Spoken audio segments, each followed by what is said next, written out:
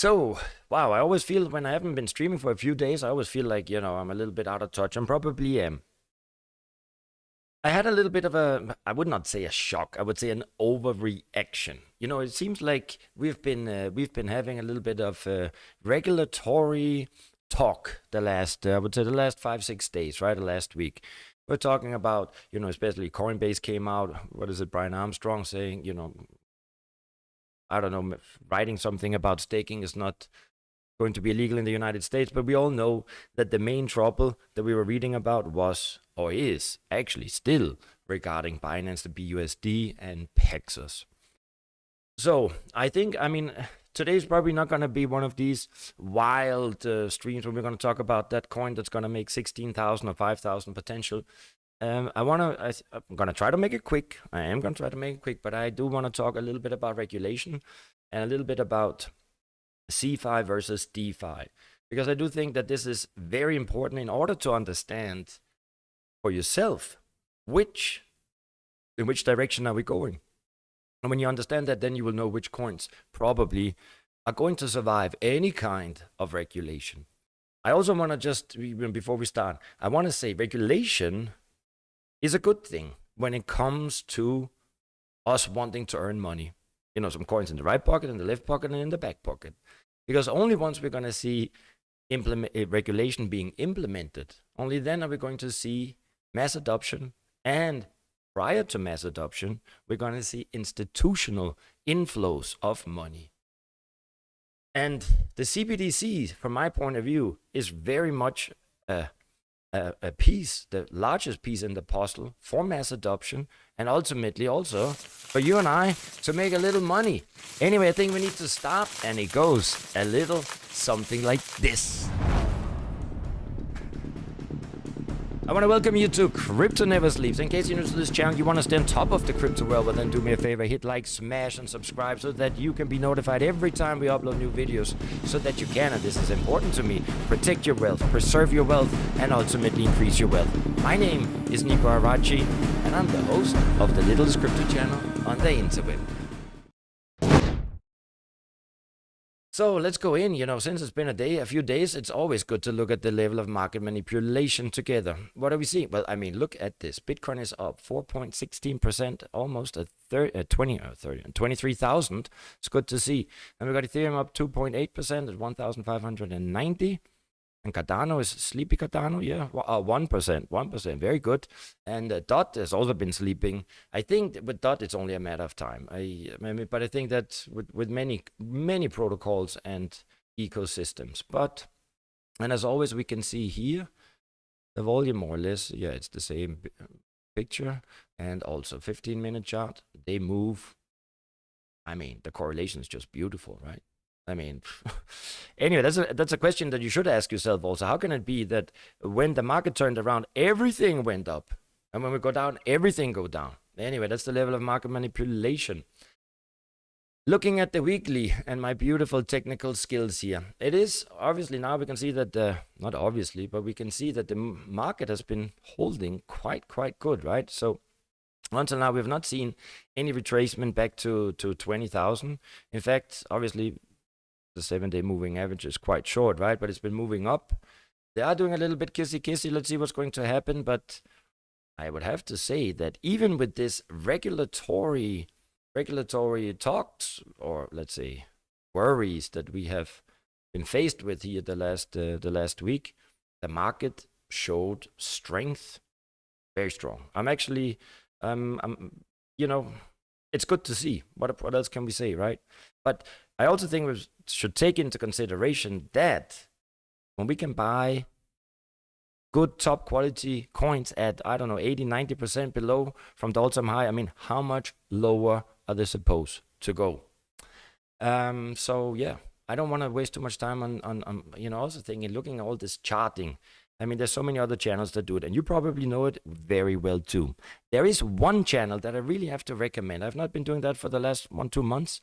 If you want to understand, what drives the market, who's making the market, if you want to understand the candlesticks, it doesn't matter long term, or some of you prefer to do it very short term. Not for me, But in case that's something you want to know more about, you got to go to Investors Reality. Tony there, he will educate you.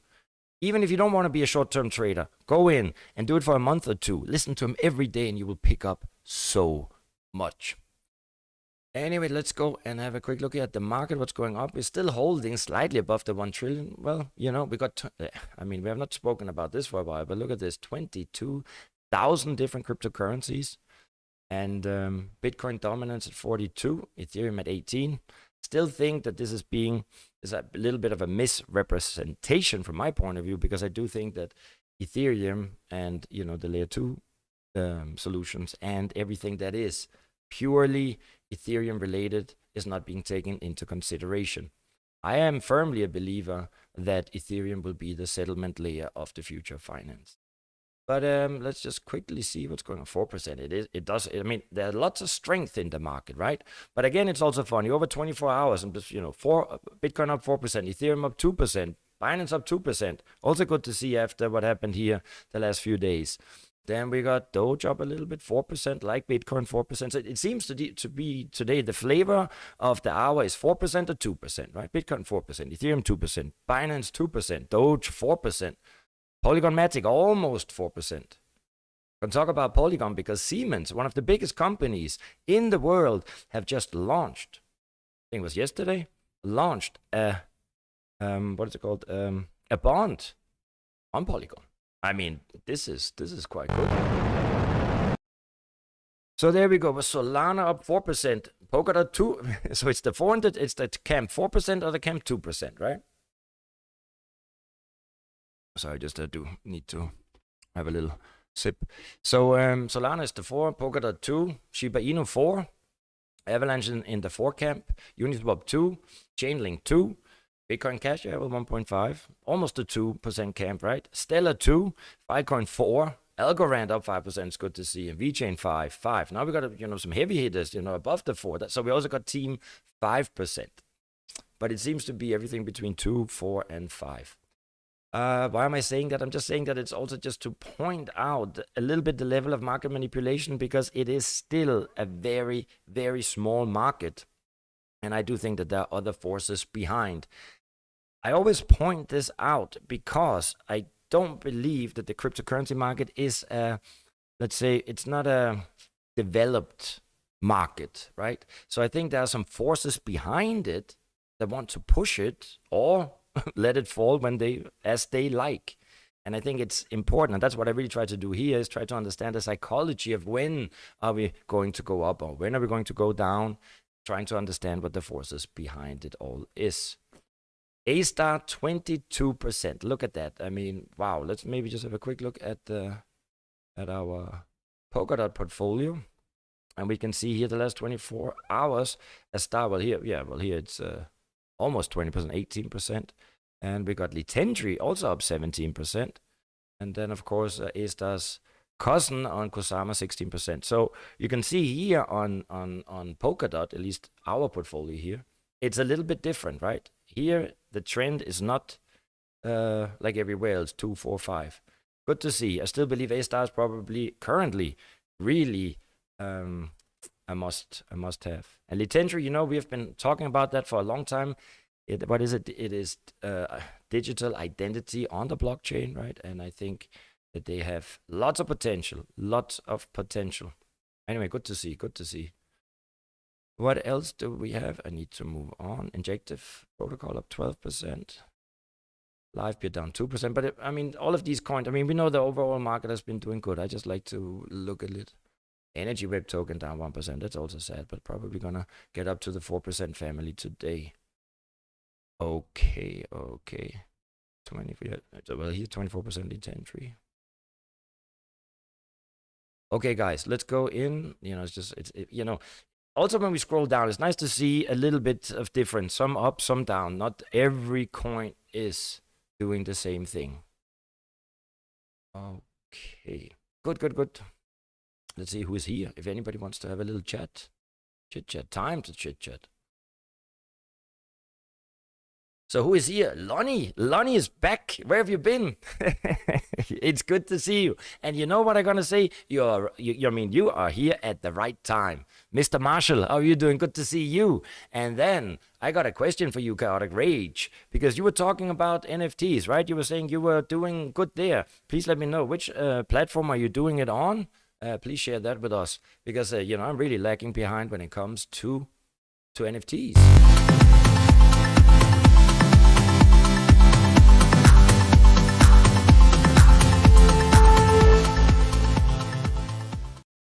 And we got Persian Empire here. We got Blockchain Betty, Sandra, and we got Panos, Steve Webb, Tom B. I mean, I feel like everybody's here. And how can I, and Shahida, meet my soul brother? How can we be the littlest crypto channel on the interweb when all 20 of us are here?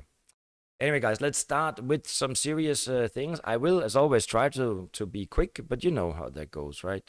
It's a little bit boring. It's an educational Wednesday. That's just how we gotta look at it. But I do feel it's important.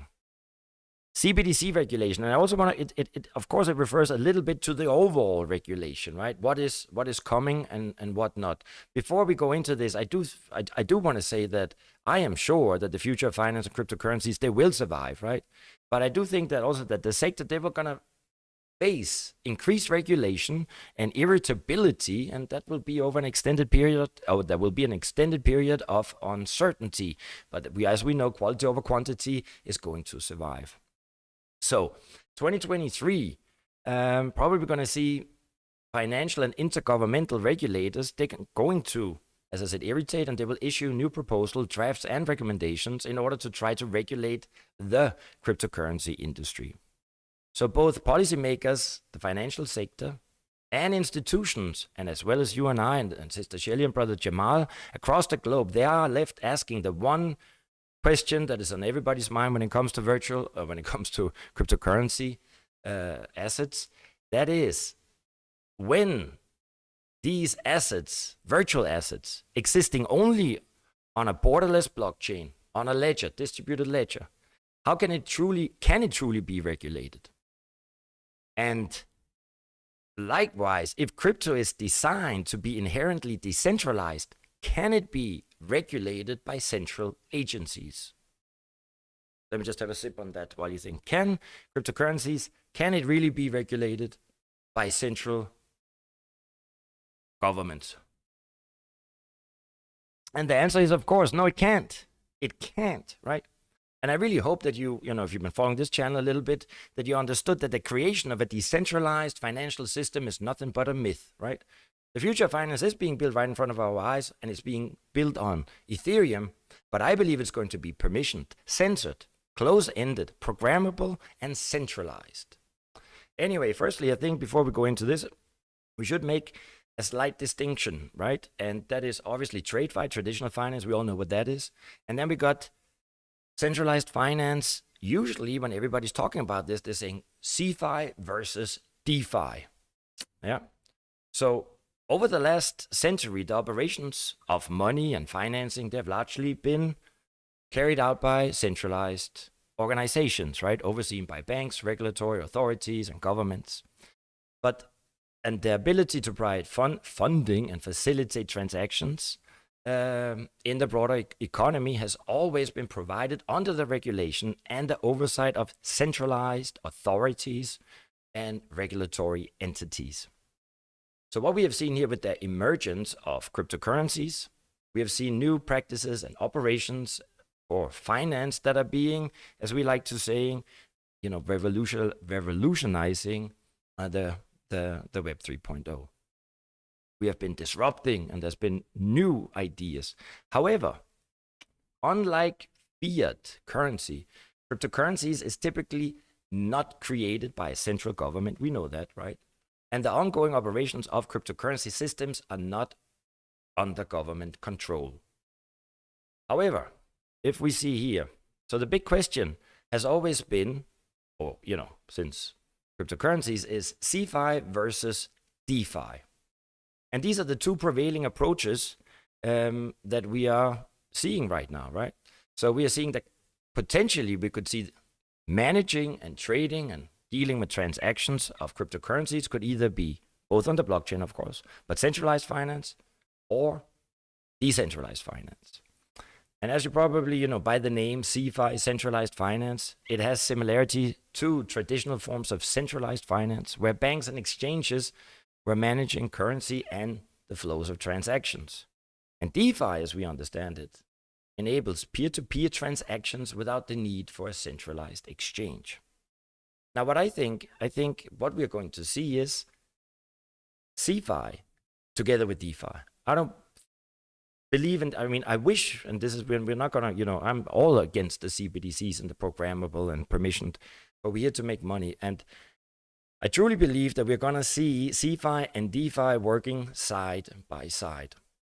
So I think that the important thing that we need to know about the CBDC is, why it's different when it comes to Bitcoin or other cryptocurrencies, is that they are created and governed by a central authority, right? So the CBDC will be created and governed by a central authority.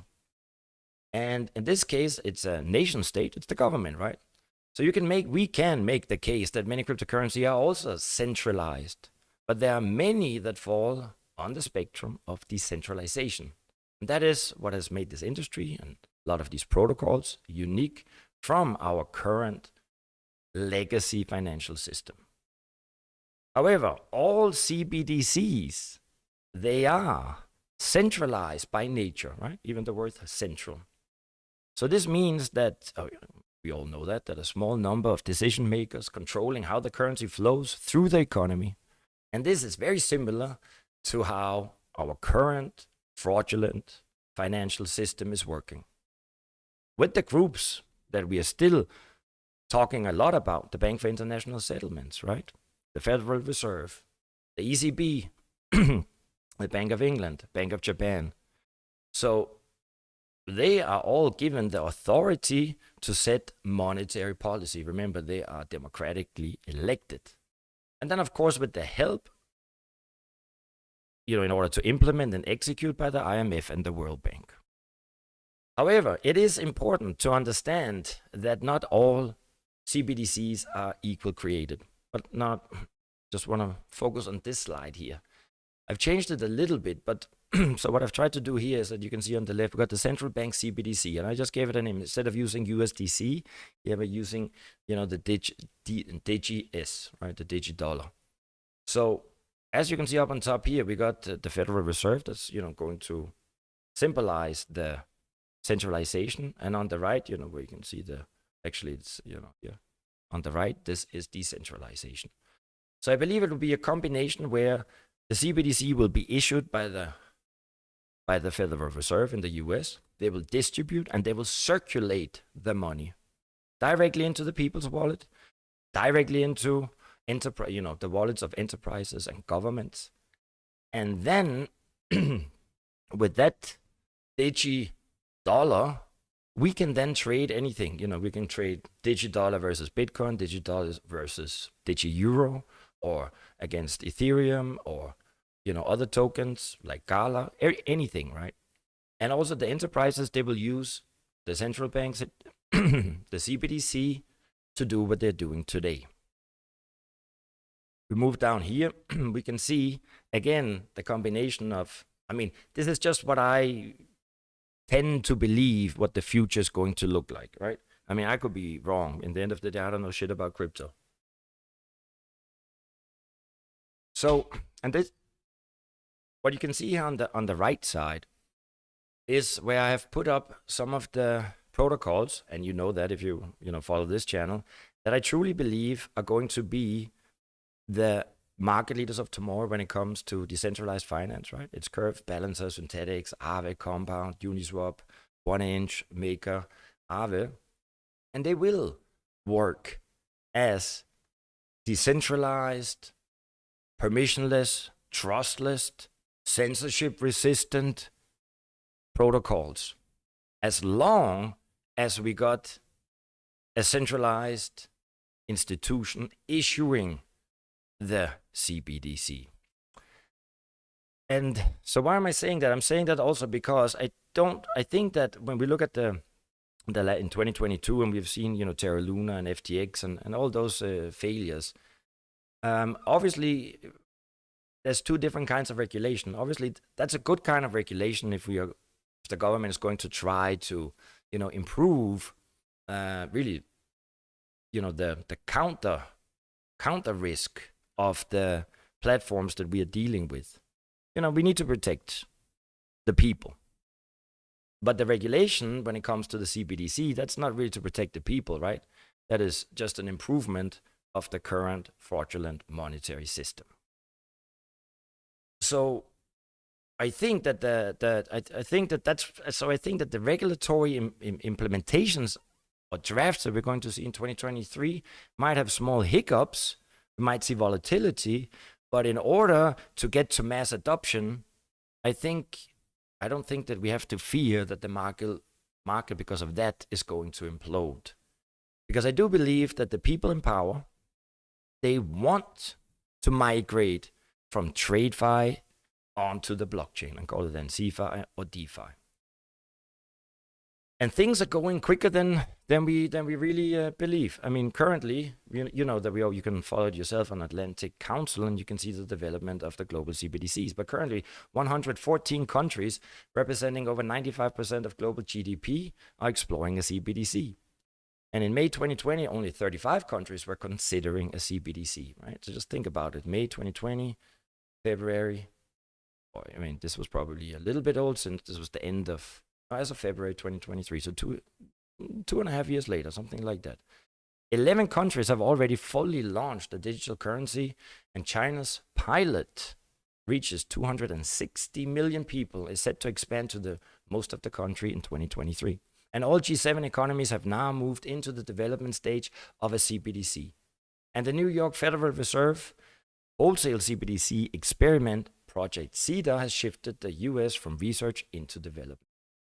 So I really think it's, probably by 2025, I think this is when we're going to be ready, where the entire infrastructure has been set up and the big banks and the left, it's all working. And this is when we're really going to see Sister Shelly and Brother Jamal getting paid their CBDC into their wallet and have no other choice than to opt in to the new financial system.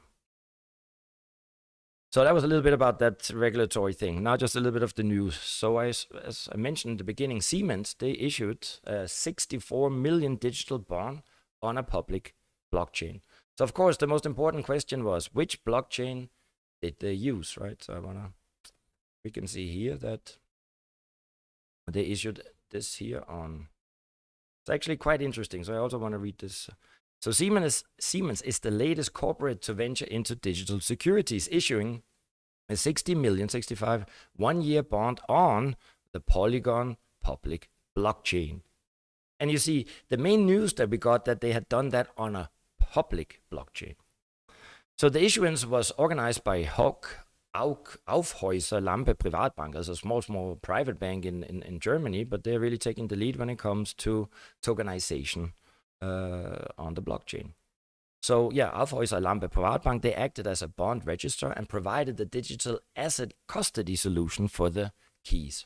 So Deka Bank, which is another big bank, DZ Bank, which is another big bank, and Union Invest bought in the bond. So we're already seeing German banks interacting with each other on the blockchain. And the tokenized bond was issued under Germany's EVPG legislation for digital native electronic securities that was passed in mid-2021. So things are moving quick. The legislation supports both centralized ledgers and distributed blockchains. And then the German Börse, the Deutsche Börse, digital assets unit for 2 years until September. Whatever, no, I'm sorry here. Sorry guys, yeah. Okay, there we go. So the German exchange has used its D7 platform for several issuances, but so far they have been on a centralized ledger. So in addition to providing a shared ledger which reduces the need for reconciliations, the blockchain securities are issued directly to investors, sidestepping the cost and need for intermediaries, right? So they're really promoting it here, something that is quick and efficient and decentralized and on the public blockchain, right? So why am I pointing this out? Is because in order to achieve mass adoption, in order not for the people to be against the programmable CBDC, right? They need to sell it as good news. Anyway, so Siemens is one of the first large corporates to issue digital native bonds on a public blockchain, although there have been many more on private blockchains. And now, which blockchains was that, right? So to date, the main public blockchain issuance have been by banks such as Société Générale, Santander, as well as the European Investment Bank, ABN AMRO, and also conducted some, anyway. So while this little bank in Germany, Aufhäuser Lampe, might not be the first bank you consider for tokenizing securities, their digital asset unit has, already been around for 2 years, been a part of this, right? Let me just see here. Anyway, so innovation is part of Siemens' DNA and has been participating in blockchain initiatives for years. It used blockchain for bank guarantees back in 2018 and recently partnered, and this is important, with JP Morgan's Onyx unit for blockchain-based payments. Now remember, the Onyx unit, right, is an Ethereum permissioned protocol launched and issued by JP Morgan, right? It's Quorum. And they have all been working on this for years. Anyway, so what are they saying here? We are proud to be one of the first German companies to have successfully issued a blockchain-based bond. This makes Siemens a pioneer in the ongoing development of digital solutions for the capital and security markets. So now, this was on Polygon, right? That's important. That's Ethereum, layer 2. Now, in the beginning here, they were talking about that they were doing it with the Deutsche Börse. So I want to go in here. I cannot. Yeah, you see here, the Deutsche Börse, the German exchange, has used its D7 platform for several issuances, but so far they have been on a centralized ledger. So which one is that? That's also interesting to go in and look. So this was December 2022, and here we can see that the German Deutsche Börse D7 are actually using Quarter, the distributed ledger technology of Quarter. Now, in case you haven't really heard about Quarter, it's also okay because Quarter doesn't really have its own native token, but it is very interoperable and compatible with Ethereum, right? So you can see here. After that, D7 will provide the option of the decentralized securities registry using blockchain, initially supporting VMware blockchain and R3's Quarter Enterprise blockchain. So, I just wanted to make this point that it seemed, when I say the future of finance is being built on the blockchain and it's being built on Ethereum. That was actually my point here. Let me see how long we are. We've still got a few minutes here. So, what else are we seeing? This on another point. I don't want to go too political, but we also know that the programmable centralized CBDC is maybe not the best. So a UK think tank, they have actually launched a crusade against the surveillance CBDC. And I'm also pointing this out because if we only want to make money, well then we want the CBDC to be implemented. We want mass adoption on the permission blockchain. But if we think about humanity and privacy, then that's maybe not what we want. So anyway, so there are some think tanks here in the UK that are actually, trying to voice something against the CBDC. But it looks like, the UAE, the central bank, is also issuing a CBDC as a part of its financial transformation program. It's going quick. And yeah, what else do we have? There was some other news I wanted to. Nasdaq listed Interactive Brokers to offer crypto trading in Hong Kong. Just a few headlines here. And also the proposed EU Parliament rule could have banks apply 1.2% risk weight to crypto exposure. basically, it's it's a little bit boring to go into, but basically we're just seeing across the globe, the big financial institutions, they're all implementing. So a little hiccup with some regulations on the left and on the right.